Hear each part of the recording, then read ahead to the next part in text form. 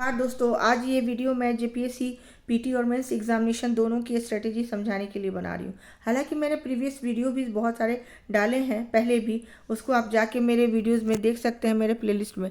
आज का जो ये वीडियो है वो थोड़ा मैं इसलिए भी बना रही हूँ कि क्योंकि बीच में एक हफ्ते का हो सकता है मैं वीडियोज़ ना बना पाऊँ, कुछ समस्याएं हैं, तो इसलिए मैं वीडियो अपलोड नहीं कर पाऊँगी। और उसके बाद 15 या 16 दिसंबर से मैं लगातार झारखंड के लिए कोशिश करूँगी कि मैं वीडियोज़ अपलोड करूँ। और जो सबसे बड़ी बात, कुछ चीज़ें मैं आपको बता दूं। और सेकंड पेपर जो झारखंड का है वो बहुत इम्पॉर्टेंट है आपकी पीटी के लिए। पीटी का यूँ कह सकते हैं कि आपके 80% जो पीटी का, अगर मैं ये कह सकती हूँ अगर इम्पोर्टेंस दूँ तो 80% वो अकेले ले सकता है इम्पोर्टेंस। तो इसलिए हमेशा सेकंड पेपर को ज़्यादा हमेशा इम्पोर्टेंस दे। और सेकंड पेपर को बहुत स्ट्रेटेजिकली पढ़ने की ज़रूरत है। ये ज़रूरी नहीं कि कोई भी बुक उठाया और उसको 4 बार 5 बार पढ़ लिया, वो ज़रूरी है ले रिवीजन के लिए, लेकिन बहुत आपको स्ट्रेटजी के साथ पढ़नी पड़ेगी। क्योंकि सबसे अच्छी बात है झारखंड के सिलेबस में कि वहाँ हर चैप्टर के लिए झारखंड स्पेशल या फर्स्ट जो भी पेपर है पीटी का, उसमें आपको मार्क्स, हर चैप्टर के सामने मार्क्स मेंशन किया हुआ है। और इससे फ़ायदा ये होता है कि आपके लिए इजी हो जाता है कि समझना कि कहाँ से आप प्रीवियस कहाँ से कितने आप करेंगे क्वेश्चन, कौन कौन से ऐसे टॉपिक लेंगे, पिक करेंगे जिसे आपको समझने में जल्दी समझ सकते हैं और वहाँ से उस चैप्टर को जल्दी कर सकते हैं और पीटी क्वालिफाई करना आसान हो सकता है। मैं कुछ चीज़ें आपको सजेस्ट अभी करूँगी। हालांकि मेरी कोशिश होती है मेरी हर वीडियो में कि कुछ ना कुछ मैं आपको हैक्स या टिप्स दे के जाऊँ जिससे आपके लिए आसान हो जाए कोई भी प्रिपरेशन। तो आज मैं ये कहना चाहती हूँ कि जो CNTS-PT एक्ट है, यहाँ से 12 क्वेश्चन पूछे जाते हैं, वो बहुत ही कॉम्प्लिकेटेड है, बहुत ही ज़्यादा, सबको पता है। वो आप कितनी भी कोशिश खुद से कर लें पढ़ने की, वो होता नहीं है और बहुत टाइम टेकिंग है और क्वेश्चन है 12। तो उसके लिए पहली बात तो आप ये अपना बिल्कुल अपने दिमाग में बिल्कुल माइंड में सेट कर लें कि आप टोटल क्वेश्चन उसमें आप नहीं बना सकते, आपके सही नहीं होंगे। हालांकि नेगेटिव मार्किंग नहीं है तो आप बना सकते हैं, लेकिन सही नहीं होंगे। तो इसलिए आप कोशिश करें कि आपके अगर 9 से 10 क्वेश्चन भी वहाँ से सही हो जाते हैं तो बहुत बड़ी अचीवमेंट है। ठीक है, क्योंकि आपने सोचा कि मैं 12 की 11 क्वेश्चन कर लूँगा या कर लूँगी और उतने कभी बन नहीं सकते, तो बहुत आपको फ्रस्ट्रेट हो जाएंगे, वहाँ पे निराशा आपको हाथ लगेगी। तो हमेशा कोशिश कीजिए कि वहाँ से 7-8 क्वेश्चन भी बन जाते हैं तो बहुत बड़ी बात है। और मैं उसके लिए ज़रूर ये कोशिश करूँगी कि 1 दिसंबर एंड में मैं 2 या 3 वीडियोज़ में, हालांकि ये बहुत मुश्किल है 2 से 3 वीडियोस, क्योंकि वो जो अगर 2-3 वीडियोस होंगी वो 40-45 मिनट्स के कम से कम होंगी। तो 2 या 3 वीडियोस में पूरे में CNTS-PT एक्ट को कवर कर दूँ, ठीक है। और उसमें कुछ पैटर्न्स ऐसे हैं, अगर जो जिसने उसको उस चैप्टर को, दोनों चैप्टर को डिटेल में पढ़ा है, वो उन लोगों को पता होगा कि कुछ ऐसे उसमें पैटर्न्स है जहाँ से आप क्वेश्चन का आंसर आराम से दे सकते हैं। कुछ भी पूछा जाए उन चीज़ों में 3-4 ऐसे उसमें हैक्स हैं जहाँ से क्वेश्चन का आंसर देना इजी होता है दोनों चैप्टर से। तो वो सारी चीज़ें मैं बताऊंगी आपको। दूसरी बात है कि जैसे वहाँ की शासन व्यवस्था से क्वेश्चन पूछे जाते हैं, शायद 6 या 7 शासन व्यवस्था से क्वेश्चन पूछे जाते हैं, जिसमें हर शासन व्यवस्था से एक क्वेश्चन पूछा जाता है 2 मार्क्स के।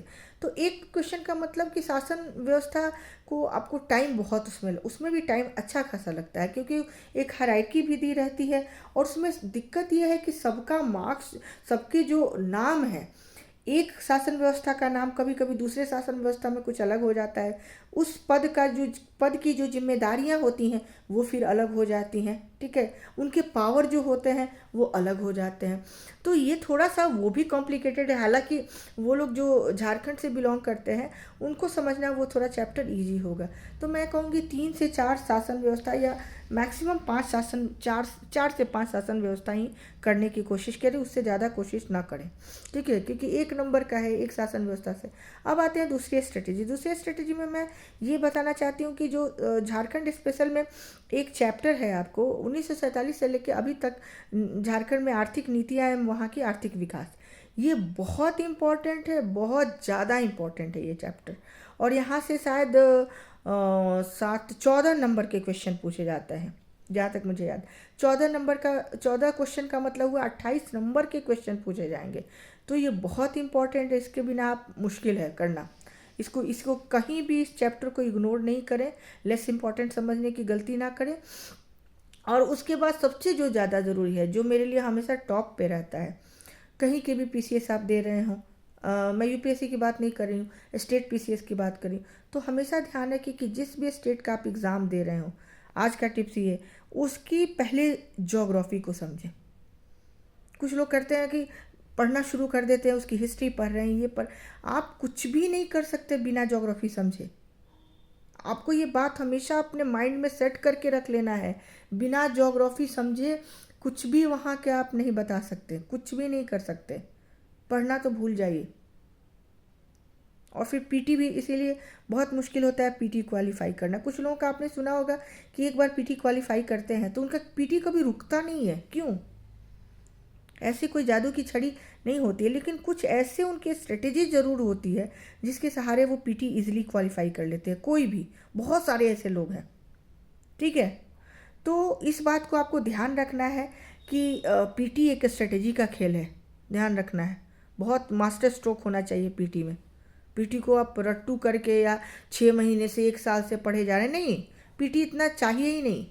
पीटी तो आपने 1 महीना कर लिया, 1.5 महीने कर लिया किसी भी स्टेट का, बहुत ज़्यादा है वो, ठीक है। तो आपको करना क्या है कि 1947 तक वाला जो चैप्टर, 1947 से अभी तक की आर्थिक नीतियाँ और आर्थिक विकास का जो चैप्टर, उसको अच्छे से कर लेंगे।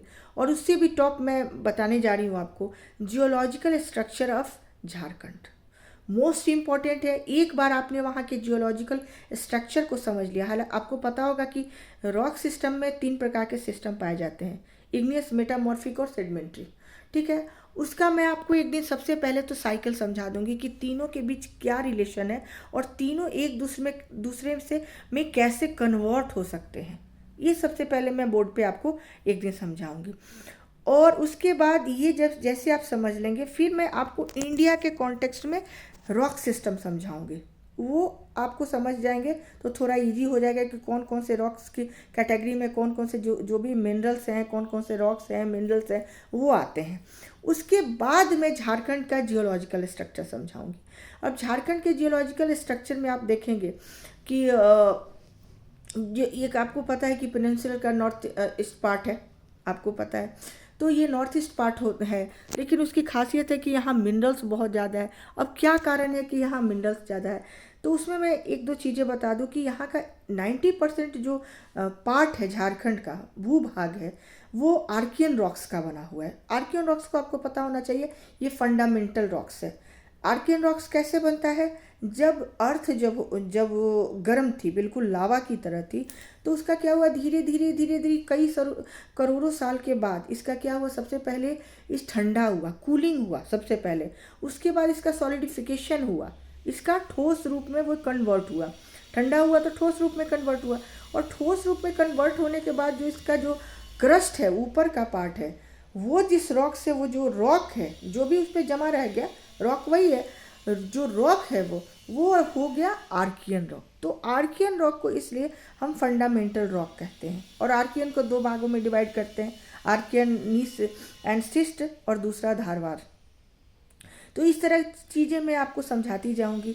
और जियोलॉजिकल स्ट्रक्चर एक बार मैंने झारखंड का आपको समझा दिया, तो इसका ये मतलब होगा कि जितनी वहाँ मिनरल्स पाई जाती है, या फिर आपको जहाँ नदियाँ हैं, जहाँ पठार, प्लेट्यू, जितनी चीज़ें हैं, आपको पूरा पता हो जाएगा कि कहाँ, अगर झारखंड में कॉपर है तो कहाँ पाया जाएगा, किधर पाया जाएगा। आप एक बार जियोलॉजिकल स्ट्रक्चर सा समझ लेंगे, आपको माइका अवरक है तो कोडरमा की तरफ ही क्यों पाया जाएगा, उस बेल्ट में क्यों पाया जाएगा, ठीक है। लावा का जो एक जगह है राजमहल की तरफ, वहाँ पे क्यों। तो आपको सबसे पहले टेक्टोनिक एक्टिविटी तो अभी तक आपने पढ़ लिया होगा इंडिया के कॉन्टेक्स्ट में, अब आपको समझना है वहाँ की जियोलॉजिकल स्ट्रक्चर। तो मैं पूरी जियोलॉजिकल स्ट्रक्चर आपको समझाऊंगी, उसके बाद मैं वहाँ के मिनरल पे पूरी बात करूँगी। मिनरल फिर बताऊँगी कि कहाँ कौन सा मिनरल पाया जाता है, ठीक है। और पूरी लिस्ट तो शायद मेरे पास वैसे पूरी इसकी नोट्स पड़ी हुई है, मेरे खुद के द्वारा बनाया गया बहुत बेहतरीन नोट्स है पीटी का, बहुत ही बेहतरीन है। अगर आप कहेंगे तो मैं ये पीडीएफ बना के शायद पॉसिबल हो या ना हो, मैं कोशिश करती हूँ कि इस एक छोटे से बुकलेट में, बहुत सी पतली बुकलेट में मैं इसको इसका प्रिंट तैयार करवा के सर्कुलेट करूं, या फिर आपको किसी माध्यम से मैं आप जो लोग मेरे से जुड़ेंगे टेलीग्राम पे एक ग्रुप बनाऊं, व्हाट्सएप पे ग्रुप बनाऊं और उन लोगों को मैं प्रोवाइड कराऊं, और मेंस का भी मटेरियल्स मैं प्रोवाइड कराऊंगी। ठीक है, बट आप कमेंट करके, इसके लिए ज़रूरी है आप कमेंट करें, और जितनी चीज़ें हैं क्वेरीज आप नोट्स की जैसे बोलेंगे मैं सारी नोट्स की कोशिश करूँगी आपको प्रोवाइड कराने की। तो अभी आप पढ़ते रहिए, थोड़े दिन मैं वीडियोज़ नहीं बना पाऊँगी अभी, शायद 1 वीक तक ना बना पाऊँ। ठीक है, तो उसके बाद मैं इन चीज़ों को कंटिन्यू करूँगी और आपके लिए लगातार कोशिश करूँगी कि मैं वीडियोस बनाती रहूँ। आपके जितने भी प्रॉब्लम्स होते हैं रिगार्डिंग प्रिपरेशन, मैं उनको सॉल्व करती रही। लेकिन उससे पहले मेरी एक रिक्वेस्ट है आप सबसे कि मेरे चैनल को जितनी ज़्यादा हो सके आप लाइक करें, सब्सक्राइब करें, शेयर करें और अपने दोस्तों में शेयर करें ताकि वो लोग भी मेरे चैनल को सब्सक्राइब करें। ठीक है, थैंक यू।